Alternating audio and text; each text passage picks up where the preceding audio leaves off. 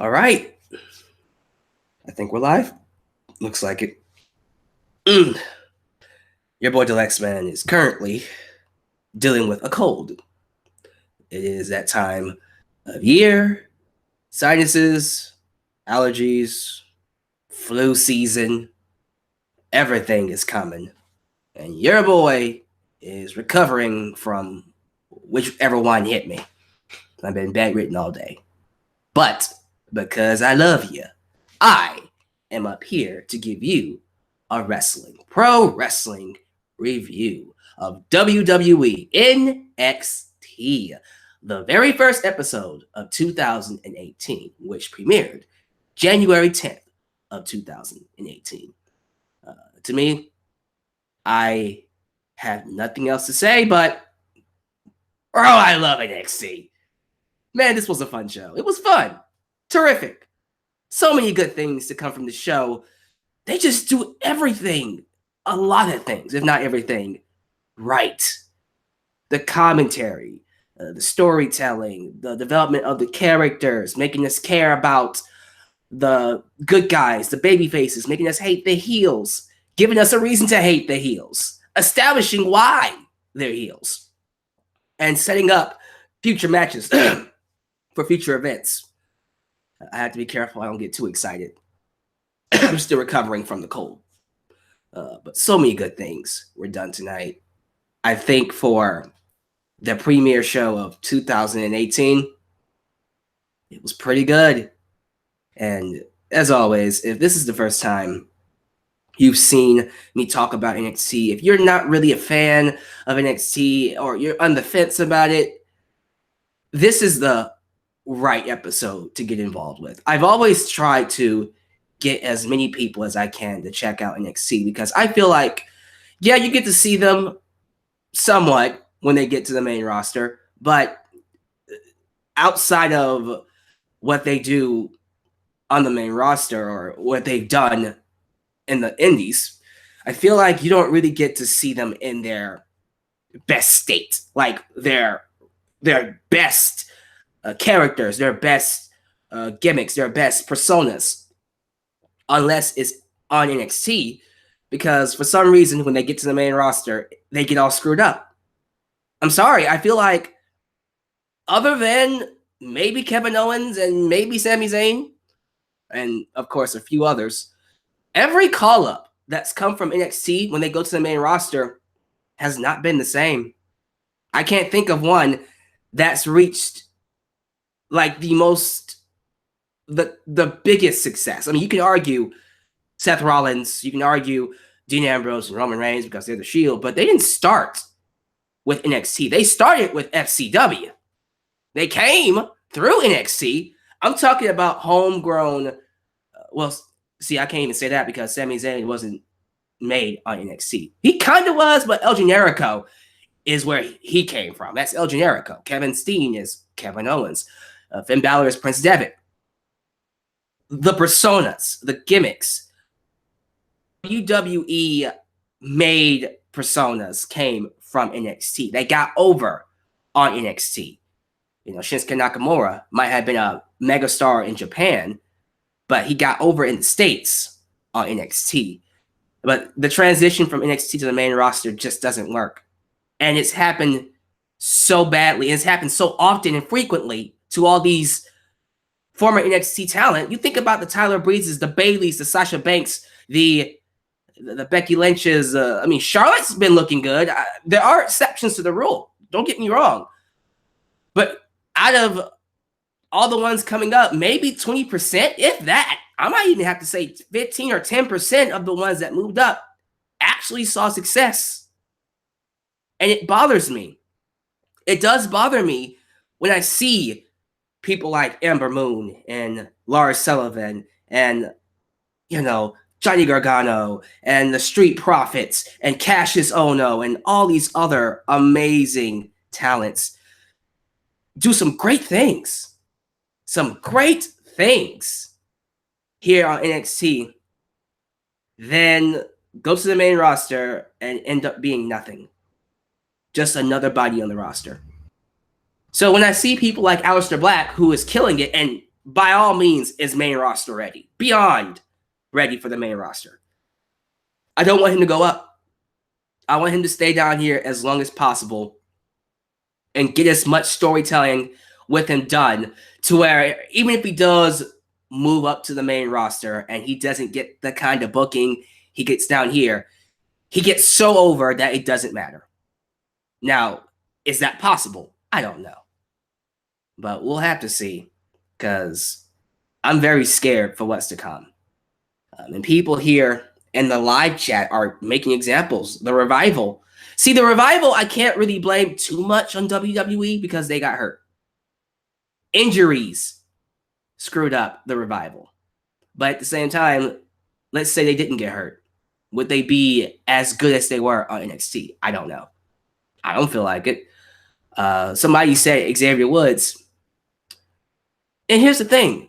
Yes, Big E, Xavier Woods have seen success with the New Day. And I'm very happy that they did. But again, 10% of the 100% that got moved up, Xavier Woods is a part of that 10%. What about Bo Dallas? What about Neville? What about Emma? I'm just saying. So we'll have to see how things go, man. Maybe as time goes by, we'll start to see some much needed changes on the main roster, where the transition from NXT to the main roster can be a lot more safer and a lot more beneficial. But let's get to the show. Let's go ahead and get to this very fun, well-booked wrestling show called NXT. We kick things off with the Undisputed Era. I think it's done like that. Is it a 3 and a U? Or is it a U and a 3? I think it's this. That's Longhorns, by the way. I like that. That's pretty cool. Texan. But they open up with like this pre-show backstage vignette welcoming everybody to 2018. They claim this will be the year of the Undisputed Era. They plan on defeating Sandy later on tonight, and Cole states he will take out anyone who gets in the way of his path to the NXT Championship. And that is the first thing we see, which is smart. I do think, when I think of the face of NXT, when I think of somebody that could carry the brand as the heel, Adam Cole might be that guy for now. For now, he's that guy. There's somebody who, in my opinion, is just waiting in the wings to come take that spot. But as of right now, sure. Adam Cole, the top heel in NXT? Absolutely. Why wouldn't he be? Because he's, say it with me, Adam Cole! That was not by accident. That was dumb. Oh, that was stupid. Come on. Oh, okay. You knew what I was getting ready to do. I swear that was not planned. I'm sick. Oh, that hurt. Adam Cole, baby.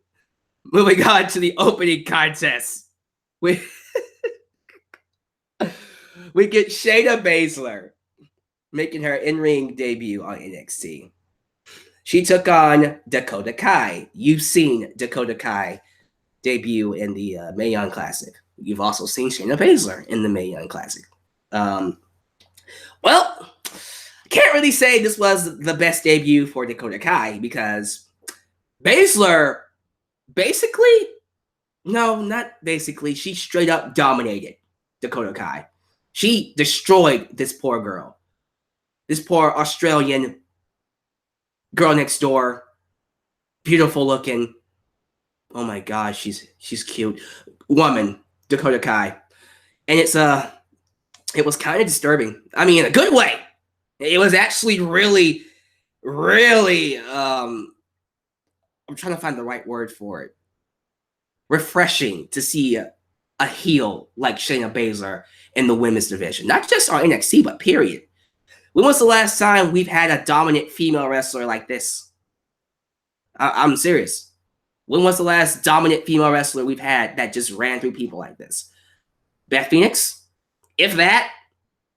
I feel like Karma was supposed to be that female wrestler, but she never really got off the ground. That's Awesome Kong, by the way. I don't know. I'm trying to think. Jazz? Victoria? Maybe Victoria? I might have to go with Jazz. I'm not too sure.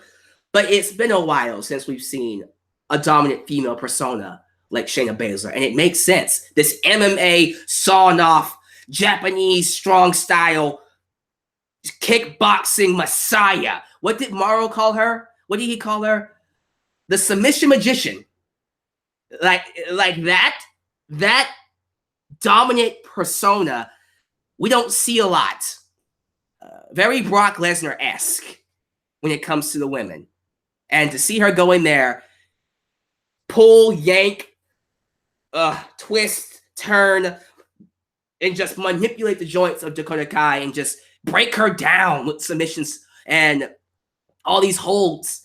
And then she gets this poor girl's arm, wraps it, puts it on the ground, and stomps on it, bends it like a pretzel. She bends Dakota Kai's arm like a pretzel, and the referee stops the match. Stops the match. She wins basically by KO. Didn't knock her out, but she wins by referee stoppage. They stopped the match. Shayna obliterated poor Dakota Kai. And even though she won the match, it wasn't enough. She runs to Dakota, hooks her in that freaking rear naked choke. What does she call that finishing move? Does that even have a name? I don't think it does. Well, her rear naked choke, and she starts choking her and choking her and choking her. And Dakota Kai just passes out. And Shayna just gets up and smiles like, yeah, I am all that. That's right. I did that. And I'm proud of it. Ember Moon runs out. And then Shayna's just like, look, I've done everything I can. So screw you. Screw you. I don't need to be here. Okay? I'm going to go backstage to William Regal, and I'm going to do my thing. So she goes backstage, and William Regal basically just gives her the rough talk. He gives her that, oh, you in trouble. You know the talk. That the talk that the parents give you. Shame on you. Shame on you. You know what I'm saying? That stuff. He basically gave that to Shayna, and Shayna's just like, are we done here?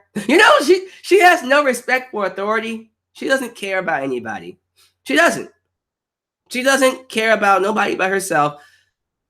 My God, what a badass. Like, for real, let's just talk about this for a minute. If there was ever a way to bring in someone like Shayna Baszler, book her strong in a way where she feels like a dominant Brock Lesnar-esque force that's going to run through the women's division, this is the best way to do it. I have zero issues with how they did it. It was brilliant. And I think if the plan is to do Ember Moon versus Shayna Baszler at NXT TakeOver Philadelphia, she needs to run through Ember. I love Ember. I think she's had a really good run. For 2017, she's been one of the best female wrestlers. Her character, I still think wow, I can't speak English today. I still think it needs work. Ember as a character still needs work, so I don't think she's main roster ready just yet. But as a performer, as an in-ring talent, oh, absolutely one of the best. Awesome wrestler. Awesome female wrestler. No, I'll take that. I'll take out the female. I'll just say awesome wrestler. To see that woman get destroyed by Shayna Baszler would send a huge statement. So I hope they do it. I hope she gets annihilated by Shayna at Philadelphia, if that's the match we're doing. I would hate for Shayna to beat Kairi Sane, because not Kairi. That's too much. That's too much. Not Kairi Sane. Now, I do think the feud that we should go into would definitely be Kairi Sane versus Shayna Baszler throughout the year, as the year goes by. Absolutely. So, yeah. I'm very proud of what they did with Shayna here. And I hope to see more of it. I want to see her just continue to dominate people, and show no remorse. Matter of fact, I hope they treat her like Brock Lesnar. Someone with a high threshold of pain. She gets hit. She goes, what was that? Really? She kicks hard. She dominates her opponents, laughs at it. brags about it, very cocky. She knows she's good and tells the world that she's good. And I hope she holds that belt for a long time, too. Might as well, right? And if the plan is to bring in Ronda Rousey, imagine that confrontation. All right, so that was the first thing we saw, and we're already off to a hot start. Then we got Kassius Ohno versus Raul Mendoza. Those of you who don't know who Raul Mendoza is, he was one of the participants in the Cruiserweight Classic in 2016. This guy is awesome. He is extremely talented inside the ring, a thoroughbred luchador. The kind of stuff you get from Lucha Underground. And it's nice seeing that on NXT. He had an awesome match with Kassius Ohno. I thought these two went in there, had a fun, exhilarating, high-paced, hard-hitting action match. It was really, really cool to see Kassius Ohno / Chris Hero. Chris Hero. I just pulled a Jack Swagger. Chris Hero with the spear. Sorry. Chris Hero with with that, what did Morrow call that? What does he call his elbow finishing move again? I know he's called the knockout artist. I know what he calls him. I forgot what he calls his finishing move. Whatever that freaking dangerous elbow strike that he does that beats his opponent, that stuff is what I look for in wrestling. Like those moves that if you see it, you go, you know what? If that was to be done to me in real life, I would be knocked out. I can believe that as a finisher. And it bothers me when finishers like that get taken away. I think about Seth Rollins and the curb stomp. You get the curb stomp taken away because of whatever reason, because it's too dangerous for kids, which to me is retarded because every move in wrestling is too dangerous for kids. A suplex is dangerous. Okay? That's the most basic of basic wrestling moves. If a kid does a suplex, they could kill themselves. That can injure your spine. That's not fun. Okay? But if we're going to ban the curb stomp, suplex to me, that's just as dangerous. Regardless, I'm not going to get into that debate. I think about moves like that. And I look at, someone called it the high tension elbow. Thank you. High tension elbow. On the indie, it was called the death by elbow. We can't say death by elbow. I seriously doubt they'll be able to get away with that. I'm just saying. It's WWE. So high tension elbow, moves like that make me go, see, if anybody gets hit with that, they'll be dead. Like that's a move that nobody should kick out of. I'm for real. Now, Gargano did. He did kick out of it. I'm one of those people that feel like when you have a move like that, you want to protect it as much as possible. You want to make people believe if this move hits, it will beat you. And I kind of feel like for Kassius Ohno to get over, we need to have that kind of booking for his finisher. Now, people have kicking out of it, so now we need to do something else. Even if Kassius Ohno never becomes an NXT champion, which is fine, he doesn't need it. Chris Hero is main roster ready by far. The thing is, I'm scared, like everybody else on NXT, that when he gets to the main roster, they won't give him much to work with. So NXT needs to give him some things that he can carry to the main roster so he can at least get over that way. So with Chris Hero, seeing him have this awesome match with Raul Mendoza and then seeing him beat him with that high-tension elbow, I hope to see him do more things. I want to see Chris Hero, Kassius Ohno, be big in WWE. For real. And thank you to everybody saying feel better. Yeah, man. I hope I feel better too. Good to see a lot of people in the chat. Didn't think I would have an audience here for this NXT review, but NXT living large. But yeah, this is some good things being shown by Kassius Ohno. But I want the world to know who this guy is. I want the world to acknowledge and see how talented Chris Hero is. And whatever we can do to make that possible, let's make it happen. We go backstage to see Zelina Vega, the manager of NXT champion Andrade Cien Almas, during an interview. And in this interview, she mocks the #1 contender, Johnny Gargano, Mr. Wrestling, Johnny Wrestling, for being the contender, the next one in line to fight Andrade. She says he only got that spot because he got lucky. He took advantage of a 4-man match. He pinned the weakest one after he got attacked by the Undisputed Era. And that's the only reason why he's there. She believes as long as she's the manager of Andrade, he will always be the NXT champion. Which, as of right now, ever since he got with Zelina, Andrade has seen nothing but success. Nothing but success. So maybe she's a golden goose. Mother Goose. Laying them golden eggs. Who knows, man? And since we're talking about Mr. Johnny Gargano or Mr. Wrestling, Johnny Wrestling, we go to another interview where we see Johnny being interviewed as a response to Zelina. But before he can say a word, in walks the Velveteen Dream. Yes, right.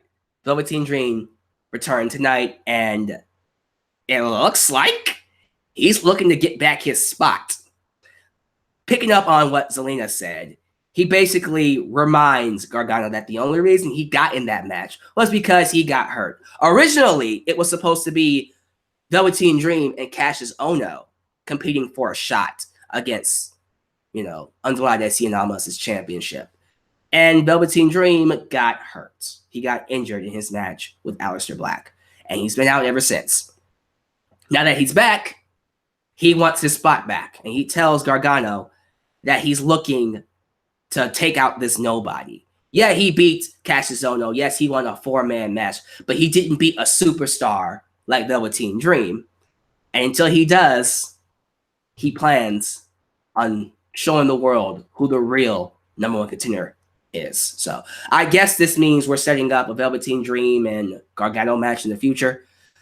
When you think about it, Johnny Gargano has to be in line for the top babyface of 2018. And let me tell you why. The way to book a babyface, and I've made a video about this, one of the hardest things to book in wrestling is a babyface. Heels are easy. They're a lot more easier than we think. But babyfaces, not only are they hard to book, they're very fragile. It's very easy for a babyface to lose all of his momentum. All it takes is one screw up, one bad promo, one bad match, one bad moment, injury, and it's all gone. And when you have someone like Johnny Gargano, you have someone that has all this sympathy, that has this awesome in-ring ability, that has the underdog story of someone that, when you think about it, really shouldn't be where he is. You have this story to tell. The only way for him to keep that babyface momentum is to keep having him struggle.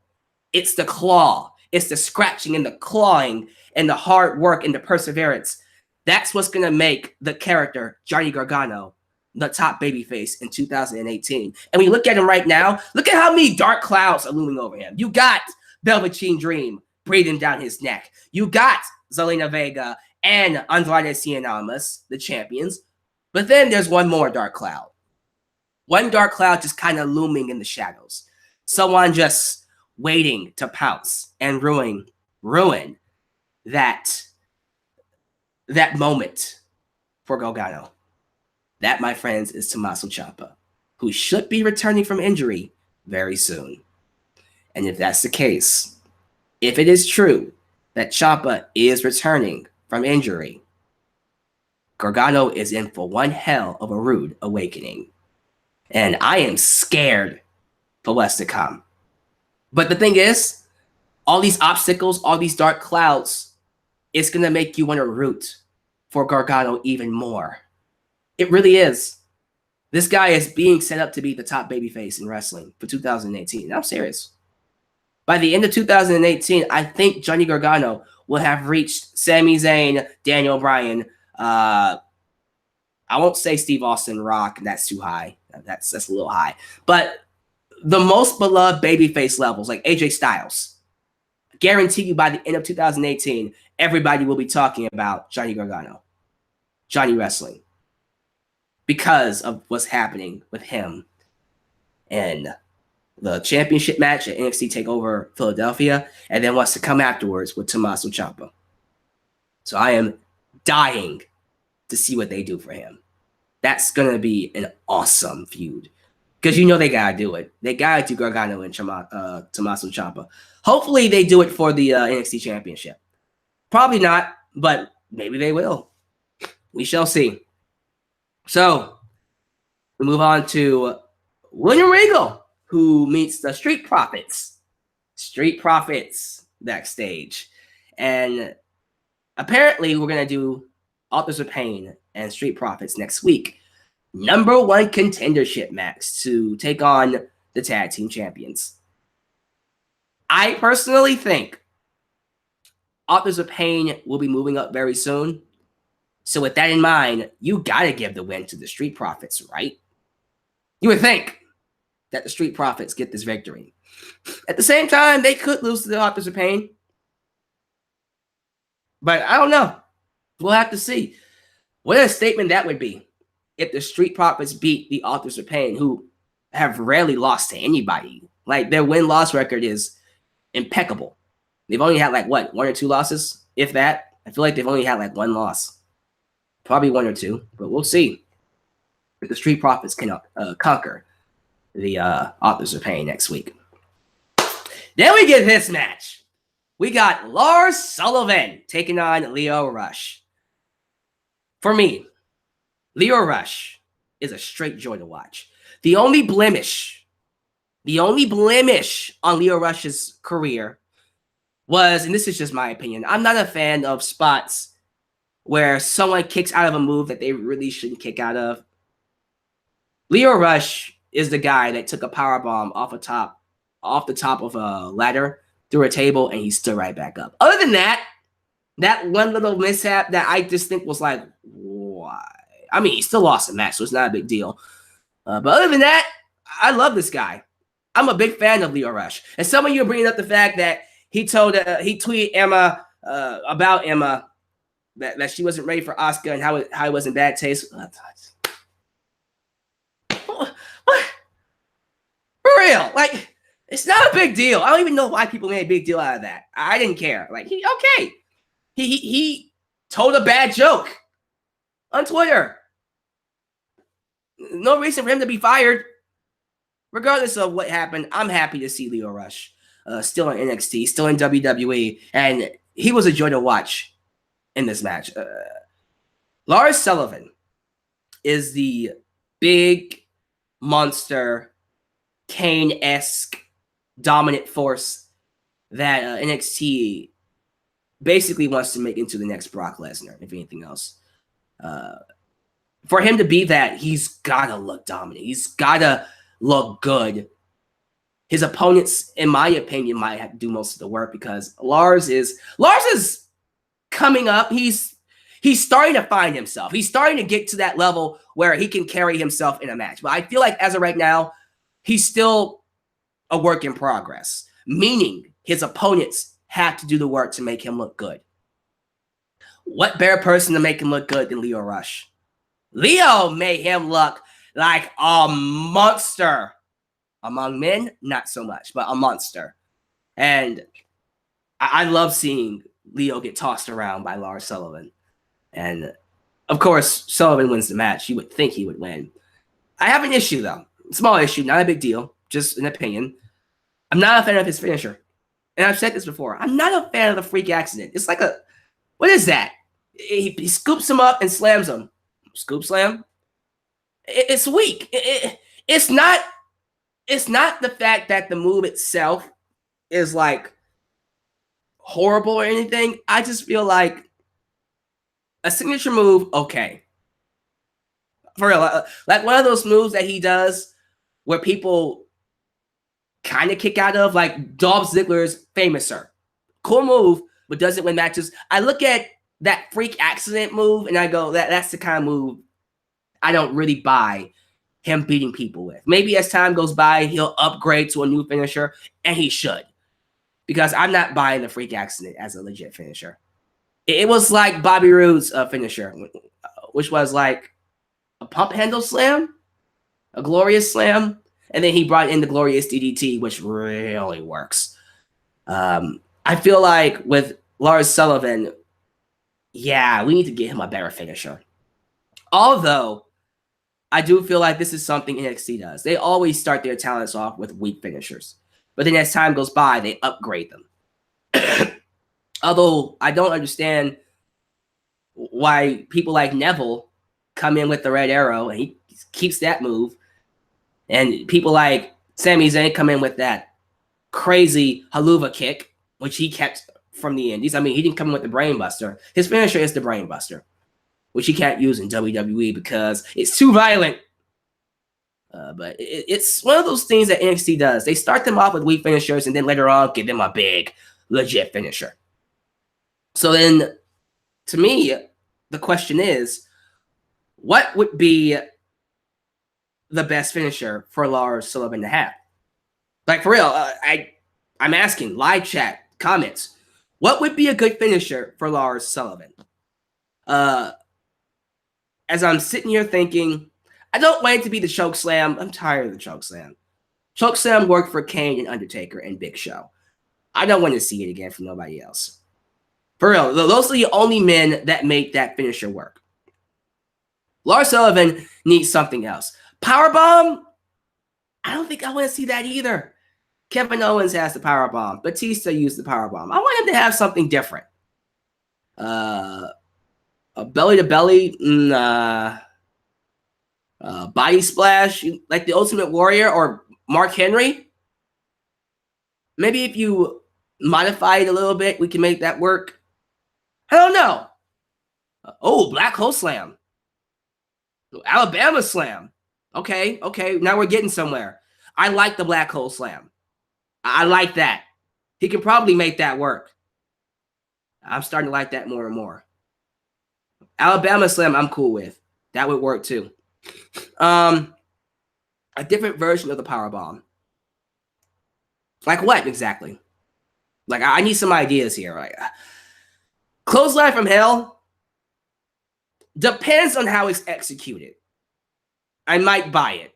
I might buy a Clothesline from Hell.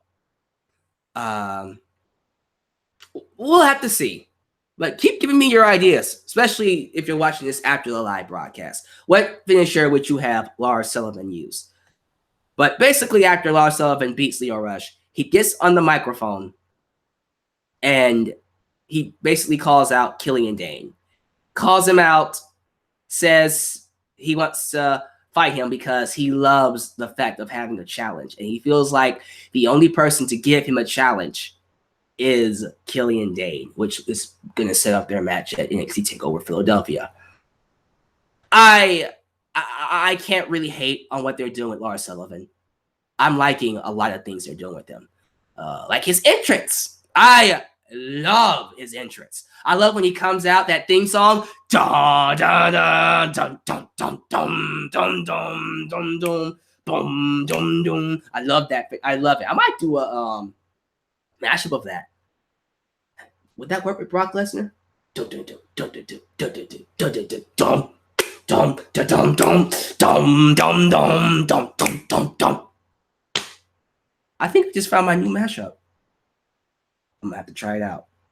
Regardless, love this theme song. I love when he comes out. It's blood red, like that blood red lighting, and half of his face is dark, and the other half is red. I love that. Like, I don't know how they got a guy to look like that, but that's really cool.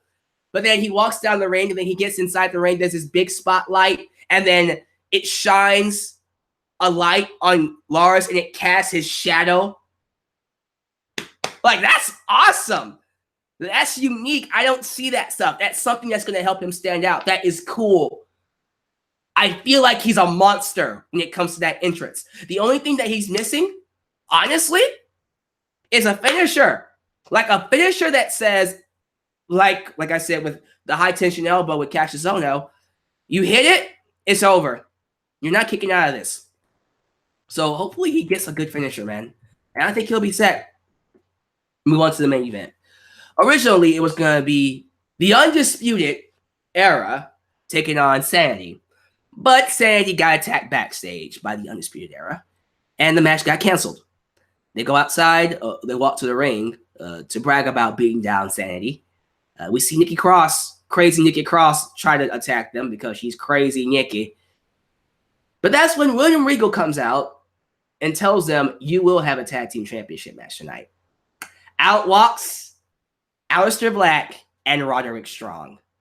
They get inside the ring and we have our match. And for the most part, look, you can't go wrong with a match like this. You have 4 really good talents. You have Red Dragon, or Bobby Fish, and Kyle O'Reilly taking on Roderick Strong, very, very well respected wrestler. And then a guy, like I said before, is well beyond ready for the main roster, Aleister Black. You can't go wrong with this match.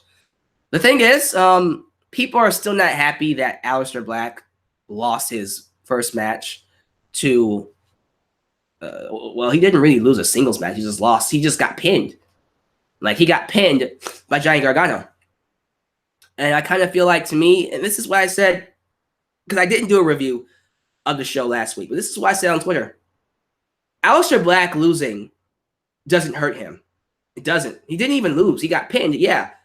But you can still argue, first off, that he hasn't been pinned in a singles match, 1. But 2, he doesn't need to be undefeated. Aleister Black has a strong enough character, has formed enough of a connection with the audience to where a loss doesn't hurt him. And that means a lot. That says a lot. And to me, I'm cool with Aleister Black losing to Johnny Gargano. Of all people, Johnny Gargano? What are we going to complain about? I'm fine with Aleister Black not having a clean record. Not everybody has to be undefeated. Did I like Aleister Black as undefeated? Sure. Do I want to see him still go undefeated? Why not? But to me, it's not the end of the world that he lost 1 match. It wasn't even a match that he lost. He got pinned. Yeah. But you can still argue he's still undefeated as a singles competitor in singles matches. Fatal 4-ways and tag matches, not so much, because Undisputed Era does end up winning and retaining their tag team titles after Adam Cole leads Aleister Black away from the ring, and 2-on-1 disadvantage. They take out Roderick Strong, pin him with that awesome finisher, the high-low, whatever you call it. 1, 2, 3, still your champions. And then Aleister Black gets inside the ring, tries to attack Kyle O'Reilly and Bobby Fish, but then gets assaulted 3-on-1. Cole, O'Reilly, and Fish just wipe him out. Cole hits a Death Valley driver on a chair. And I love that the crowd booed them. And this is something else I appreciate with someone like Aleister Black. He has so much respect. He's garnered such admiration from the audience to where people can actually get heat off of him. You know? And Adam Cole, I'm not doing it again, but Adam Cole is really easy to like. He's very charismatic. So if we're not careful, he can end up being the babyface of the match. But someone like Adam Cole getting that heat from Aleister Black, that's really cool. Which is why I feel like their match at NXT Takeover Philadelphia is going to be awesome. Not to mention the announcement by William Regal after the fact, where he tells Adam Cole, because of his dubious attack, his match against Aleister Black will be an ECW-styled Extreme Rules match. Ooh. Ooh, that's going to be crazy. That Extreme Rules match between Aleister Black and Adam Cole. Baby. I'm excited. I'm really excited. I think that's going to be a definite sleeper. Like, I don't even know. I'm trying to think, because we got Johnny Gargano and the champion, Andrade Cien Almas. That's the main event. We got whoever wins the tag match next week. We got the tag team championship match. We're going to get Ember Moon versus Shayna Baszler, if not a triple threat between Ember Moon, Shayna Baszler, and Kairi Sane. I'm trying to think. What else?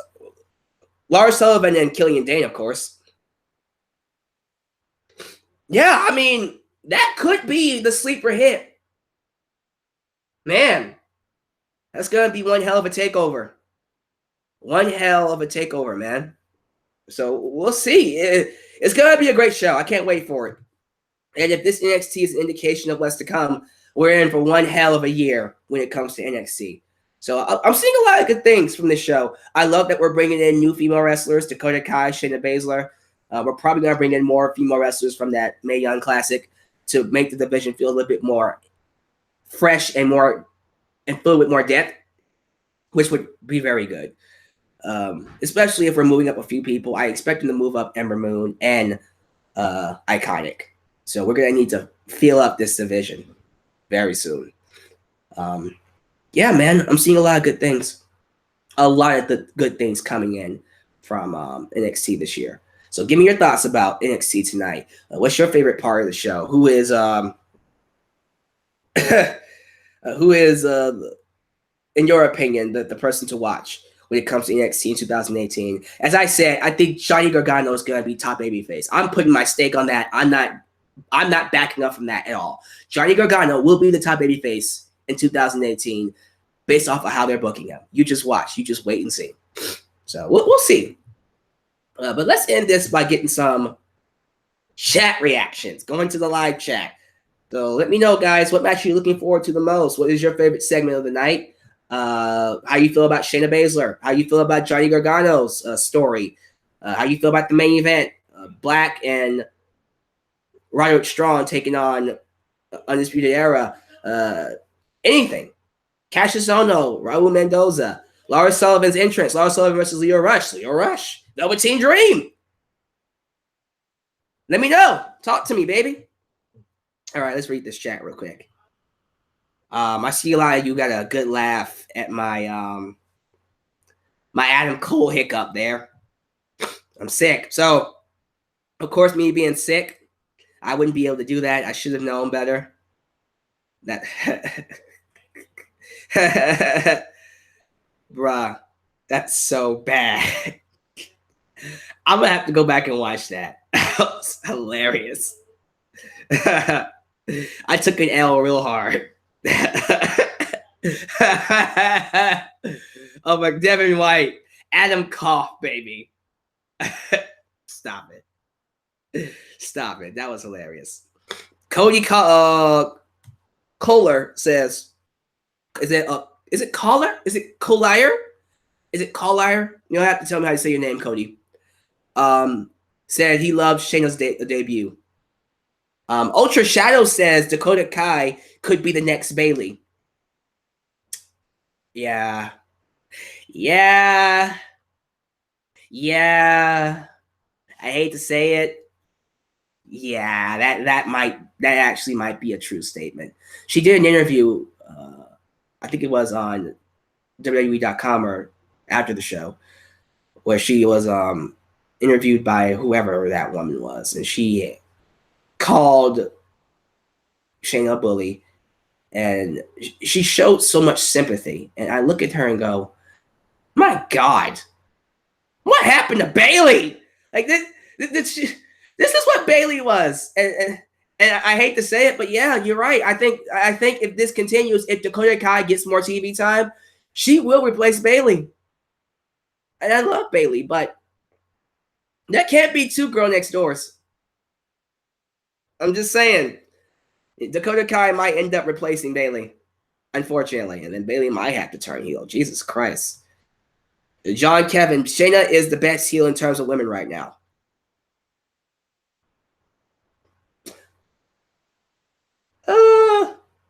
Alexa Bliss? Hell no. Yeah, I think you might be right. Already, on her debut, she's the best heel. Yikes. It's not a good sign from the main roster, is it? Let's see here. I love how Shayna Baszler went full Pentagon Jr. Yeah, she basically did. I agree, Devin. She tore that up. Told that up. Let's see here. Empire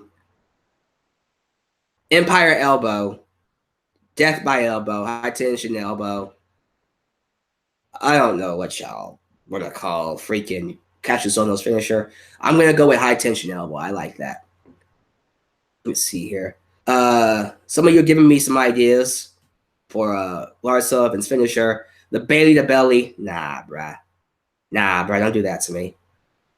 Don't do that to me.